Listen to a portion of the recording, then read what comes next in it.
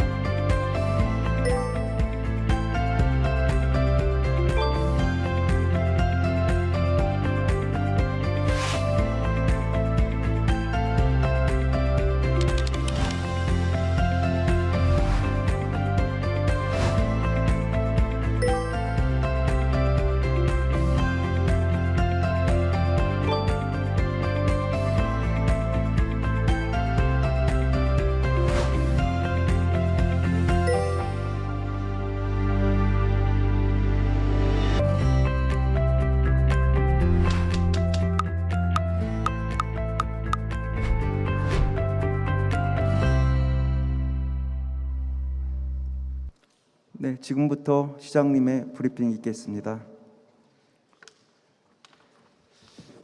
예, 오늘은 343번째 정례 브리핑입니다. 시정 3기 3주년을 맞이해서 그간의 성과와 앞으로 시정 과제에 대해서 말씀드리도록 하겠습니다. 실은 지난주에 이런 자리를 갖고자 했었습니다만 잘 아시는 바와 같이 그날 제가 국회 세종의사당 문제 때문에 서울 일정이 있어서 일주일 늦춰서 오늘 이 브리핑을 하게 됐습니다. 지금 브리핑에 앞서서 시정 3기 주요 성과에 대한 영상을 보셨는데 어떻습니까? 시민 여러분과 또 여기 계신 언론인 여러분들께서 지난 3년 동안의 우리 시의 시정을 이해하는 데 도움이 되었기를 바랍니다. 3년 전 2018년 7월 1일 시정 3기가 출범한 이후 3년의 시간이 흘렀습니다. 지난 3년 동안 시민주권특별자치시 행정수도 세종의 기반을 다지고 시민 모두가 행복한 도시를 만드는데 나름대로 애를 써왔다고 생각합니다. 앞서 보신 바와 같이 10대 분야의 성과를 중심으로 그간의 성과를 살펴보고 앞으로 또 우리 시가 나아가야 될 방향인 청룡수도 세종에 대해서도 말씀을 드리겠습니다. 무엇보다도 중요한 과제는 역시 행정수도 완성이고 그 중심에 국회 세종의사당이 있습니다.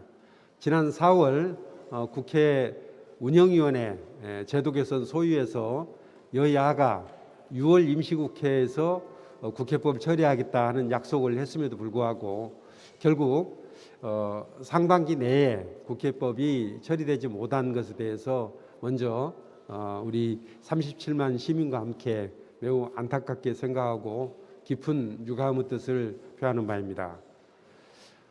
제가 지난 2012년 봄 1월 3일로 기억됩니다만 그때 국회 세종분원이라는 얘기를 처음 꺼냈을 때만 하더라도 이게 과연 될 수 있겠느냐 반신반의하는 분들이 많았었습니다.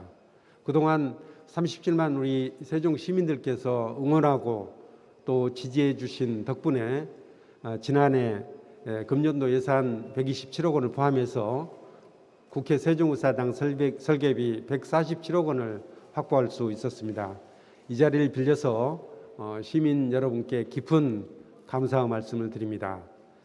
또 주요 정당과 또 유력 대선 주자 대부분이 국회 세종의사당 설치를 찬성하고 국민적 공감대가 폭넓게 형성되어 있음에도 불구하고 국회법 개정안이 아직까지 처리되지 않은 점에 대해서는 다시 한번 매우 안타깝고 답답하다는 말씀을 드립니다.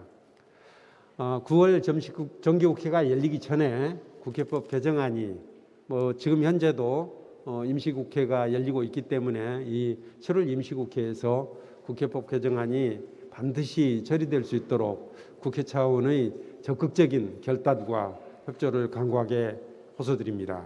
저 역시 37만 세종 시민들의 뜻을 받들어서 국회법을 개정하고 국회 세종의사당을 실현할 수 있도록 최선을 다하겠다는 각오와 다짐의 말씀을 다시 한번 드립니다. 두 번째 과제는 우리 세종 시민을 이 도시의 참 주인으로 섬기고 시민들의 시정 참여가 일상화되는 시민주권특별자치시를 만드는 일입니다. 마을 민주주의를 구현하기 위해서 금년 3월에 고운동 아름동을 마지막으로 기존의 20개 주민자치위원회를 모두 주민자치회로 전환했습니다. 주민들이 직접 읍면동장을 추천하는 읍면동장 시민추천제를 전 읍면동에서 이미 실시하고 있습니다. 그리고 전국 최초로 누계로 보면은 492억 원이 됩니다만 자치분권 특별회계를 편성해서 주민들이 직접 마을 실정에 맞게 예산을 쓸 수 있도록 결정권을 마을 주민들에게 주었습니다. 참여민주주의를 실천하기 위해서는 시민들이 시의 정책 결정 과정에 직접 참여하고 지역 현안을 직접 찾아서 해결하는 시민주권회의와 시민감동특별위원회를 운영하고 있습니다. 특히 시민감동특별위원회에서 과제를 발굴하고 해결한 결과 예를 들자면은 어린이 교통사고가 반 정도로 감소를 했고, 또 금강 미호천과 같은 국가 하천관리 평가에 있어서도 이 1등을 차지하는 등 아주 구체적이고 의미 있는 성과를 거둘 수 있었습니다. 시민 여러분들께 다시 한번 진심으로 고맙다는 인사를 드립니다. 세 번째는 스마트 도시를 추진하는 일입니다. 5-1 생활권의 국가 시범도시 지정을 지렛대 삼아서 5-1 생활뿐만 아니라 도시 전체를 스마트 도시로 만들어가기 위한 노력을 진행하고 있습니다. 리빙랩 프로젝트라든지 자율주행 특구 지정, 또 도시명 수요 응답형 버스 운행 등 다양한 실증 사업을 진행하고 있고, 특히 시민들께서도 이미 익숙해지셨겠습니다만 스마트 포탈인 세종에는 코로나19 초기에 마스크 문제 때문에 소위 마스크 대란을 겪는다는 얘기를 듣기도 했었는데, 그때 마스크 재고 현황을 우리 시민들에게 실시간으로 제공한 바 있고, 작년 총선, 그러니까 국회의원 선거 때는 투표소 대기 시간 알림 서비스를 통해서 코로나19를 예방하고 또 일상 속에서 스마트 시티를 체감할 수 있도록 하였습니다. 작년 12월 세계 최초로 스마트 시티 국제 인증 레벨 4, 그러니까 선도 도시가 되었습니다. 우리 시의 스마트 도시 사업이 국제적으로도 최상의 높은 수준임을 인정받았다고 볼 수 있겠습니다. 앞으로 교통, 환경, 안전, 주거, 복지 등의 최첨단 ICT 기술, 4차 산업 기술을 접목해서 우리 효율적인 서비스를 제공하고 우리 세종시 전체가 스마트 도시가 될 수 있도록 노력해 나갈 것입니다. 네 번째는 코로나19에 적극 대응하고 안정적인 의료 인프라를 구축하는 것입니다. 코로나19에 체계적이고 능동적으로 대응하고 전국 최초로 드라이브스루 진료소를 운영하는 등 적극적이고 신속한 검사를 통해서 특광역시 중에서는 가장 낮은 코로나19 발생률을 기록하고 있습니다. 그리고 지난해 7월에는 세종 충남대병원이 개원해서 시민들의 의료 수요를 충족할 수 있게 되었습니다. 코로나19에도 즉시 대응할 수 있게 되었고, 또 조천읍에 보건소 확장 이전 사업을 추진 중입니다. 건물이 지금 거의 다 지금 완공되어 가고 있습니다. 아마도 9월 말이나 10월 초쯤에는 보건소를 이쪽으로 이동할 수 있게 될 것 같습니다. 세종 충남대병원 그리고 보건소의 확장 이전을 토대로 해서 공공의료 인프라를 크게 확충하는 성과를 거뒀다고 보고 드립니다. 다섯 번째는 아동과 여성이 행복한 도시를 만들기 위해서 노력을 하고 있습니다. 우리 시의 자랑인 국공립 어린이집은 올해에도 연말까지 28개소를 추가 개소하는 등 매년 20개 이상을 꾸준히 확충해 왔고, 그 결과 현재 시점에서 보면은 전체 아동의 절반에 가까운 47.6%가 공공보육시설을 이용하고 있습니다. 어린이집 교사에 대해 선제적인 코로나 검사를 실시해서 안심 보육 환경을 조성하고 있고, 또 모두 놀이터, 공동육아 나눔터, 여성플라자 등의 사업을 추진함으로써 아동과 여성이 살기 좋은 아동 친화도시, 여성 친화도시를 만들었고, 그 결과 지난해 2020년 아동 삶의 질 평가에서도 1위를 기록한 바 있습니다. 여섯 번째는 문화 분야입니다. 문화시설을 확충해서 일상 속의 문화향 기회를 크게 늘렸습니다. 박연문화관과 예술의 전당, 음악 창작소 누리락, 또 시립도서관 등의 시설 확충 사업을 지속적으로 추진하고 있고, 조천 문화정원 조성과 한림제지터 리모델링, 그리고 한솔동과 조치원의 문화거리 운영 등 지역의 다양한 자원을 활용해서 인프라를 확충하고 문화 향유 기회를 확대하고 있습니다. 한글 사랑거리 조성을 추진하고 한글 전담부서를 신설하는 등 세종대왕의 어를 계승한 세종시의 정체성에 걸맞게 한글 사랑 도시를 만들기 위해서도 노력하고 있습니다. 앞으로 국립민속박물관 이전과 어린이박물관, 도시건축박물관 등 국립박물관 단지 조성이 조속히 이루어지도록 적극 지원하겠습니다. 7번째는 우리 시의 자족 기능을 강화하기 위해서 노력하고 있습니다. 네이버가 6,500억 원을 투자하는 데이터 센터 각 3종을 금년 4월에 착공해서 지금 차질 없이 공사가 진행되고 있고, 앞으로 6천여 명의 고용 유발 효과가 기대되는 연서면 이론의 스마트 국가 산단도 작년 말 예타를 통과했고 현재 기본 계획을 수립 중에 있습니다. 그리고 2018년 이후 89개의 기업을 유치해서 약 3,400개의 추가 일자리를 제공하였고, 우리 시 청년들이 대전에 소재한 철도공사, 철도공단, 수정공사 등의 공공기관에 채용될 수 있도록 공공기관 지역인재 채용 충청권 광역화도 이루었습니다. 지난해 3월 최초로 출시한 바 있는 여민제는 우리 시가 전국적으로 보면은 세종시에서 벌어들인 돈을 외부에서 소비하는 이른바 역외 소비율이 가장 높은 도시입니다만, 이 역외 소비율을 2019년 대비 작년도에 한 26% 정도 감소시켰고, 또 역내 소비율은 이에 따라서 52%가 증가하는 등 지역경제 활성화에 크게 기여한 바 있습니다. 8번째는 교통인프라 확충과 서비스 개선을 위해서 노력하였습니다. 친환경 전기 굴절버스, 보조 BRT, 수요 응답형 버스, 공영자전거, 전기자전거 등을 도입하였고, 읍면 지역은 인구 밀도가 낮기 때문에 두루타와 또 마을 택시를 운영해서 교통 수요를 충족시키고 있습니다. 그리고 당초 민자 사업으로 추진되던 세종 서울 고속도로를 정부 재정 사업으로 전환해서 앞으로 이제 완공이 되게 되면은 2024년 경에 이제 완공이 됩니다만 통행료 부담을 더 줄일 수 있도록 했고, 또 세종 청주 고속도로는 예비 타당성 조사 면제를 통해서 빠르게 사업을 추진할 수 있게 됐습니다.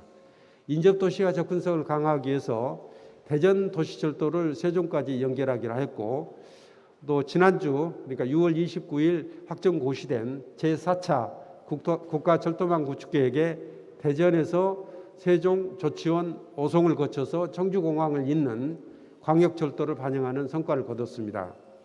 어제 제가 허태정 대전시장과 함께 외삼역 차량기지에서 도시철도 차량을 살펴보고 또 협약도 체결하였습니다. 우리 시와 또 대전 반성역을 연결하는 도시철도를 조속히 추진할 수 있도록 대전시와 협력해서 적극 추진해 나가도록 하겠습니다. 9번째는 청춘조치원 사업을 추진해서 우리 세종시 안에서의 균형 발전을 위해서 노력하고 있습니다. 청춘조치원 사업은 당초 22개 사업에서 77개 사업으로 크게 늘어났고, 이 중에서 47개는 이미 완료했습니다. 아마도 연말까지는 59개 사업을 완료할 수 있을 것으로 전망하고 있습니다. 이를 통해서 조치원업 일원에 활력을 불어넣는 효과를 거두고 있습니다. 이리하여 조치원업을 창업과 기업 지원의 중심지로 만들고자 세종 테크노파크, 또 창업 지원센터 등을 배치하였고, 금년 중으로 도시교통공사와